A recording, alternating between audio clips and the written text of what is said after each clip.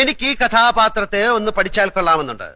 പഠിപ്പിച്ചാലും അത് പഠിക്കാനുള്ള കഴിവ് തനിക്കുണ്ടെന്ന് തോന്നുന്നില്ല.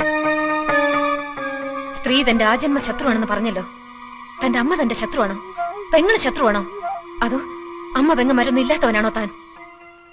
തന്റെ പൈങ്കിളി നോവലിലെ ഏതു നേരം ദിവാസ്വപ്നം കണ്ടുകൊണ്ട് നടക്കുന്ന വിഡ്ഢിക്കോതയല്ല യഥാർത്ഥ സ്ത്രീ.